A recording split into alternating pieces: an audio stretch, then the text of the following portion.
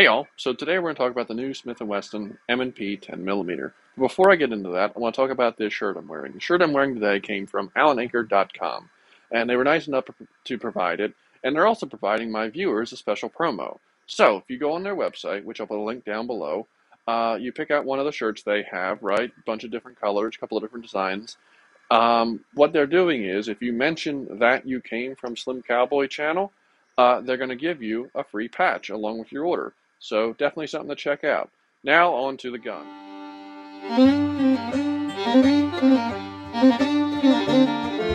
So the 10mm. Basically, Smith & Wesson has taken their M&P platform and it's now chambered at 10mm. Pretty exciting because you don't see a lot of 10mm guns nowadays. 10mm kind of had a rough history.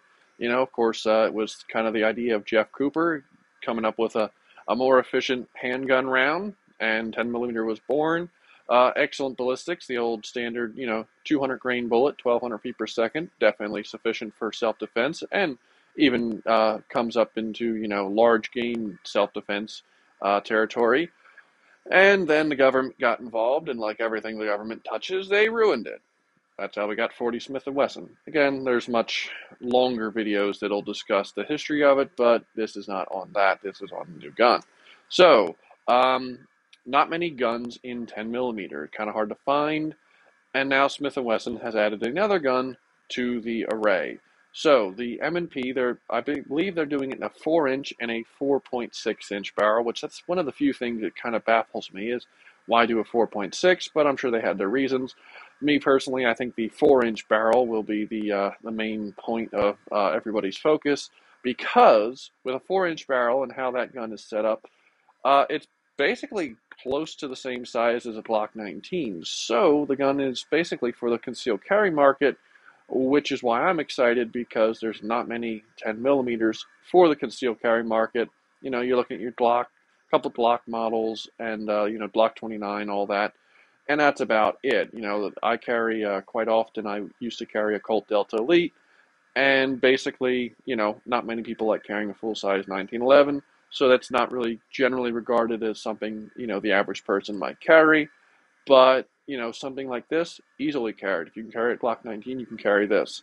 Also, this gun has kind of a lot of new features for, the market, what's out there. Old stuff like the Delta Elite, Bren 10, stuff like that, doesn't really have, some of the stuff this has. For instance, they put, basically all of them are cut for optics, which is kind of a new thing, having red dot and stuff on pistols, especially concealed carry. They have it, so you want to do red dot, ready to go out of the box. Also, they put suppressor height sights on it, which is nice for several reasons.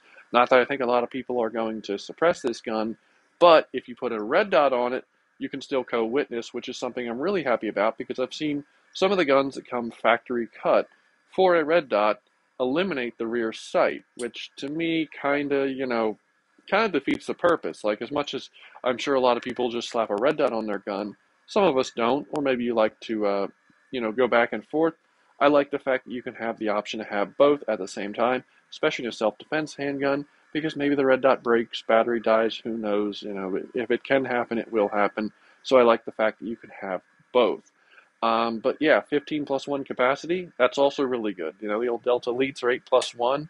Not much. I don't have offhand the numbers for some of the Glock guns, but, usually 10mm is fairly low capacity unless it's in a huge gun. They double stacked this, which is nice because you get 15 plus 1, and again, it's basically the same size as a Glock 19. So you're really not giving up a lot size-wise. You don't really have to adjust your carry method. If you can carry something that size, you can carry this, and then you get the added advantage of having 10mm, which far exceeds the ballistics of 9 and 45. So, very excited about this gun. This one I won't necessarily be picking up. I've had a long history of having bad guns from Smith & Wesson, but I'm very interested in the fact that this could re-stimulate the market to produce 10mm guns. 10mm guns, as I said, are few and far between. There's not many of them, but I'm hoping that, as this Smith & Wesson seems to get more and more interest, other companies might start coming out with some stuff. So definitely interested to see where this goes. and maybe in the future I'll be picking up a new 10 millimeter.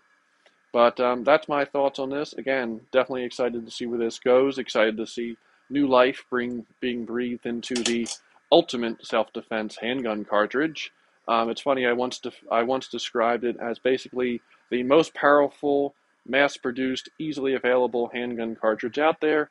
And to date, no one's been able to come up with anything that beats it. Again, most powerful, mass-produced. So the people saying 50 AE, good luck finding that at a shop. But yeah, so definitely excited to see where it goes. Put down below, what do you think? Is this something you're interested in, or is 10 millimeter just not for you? But put anything down below, and have a good day.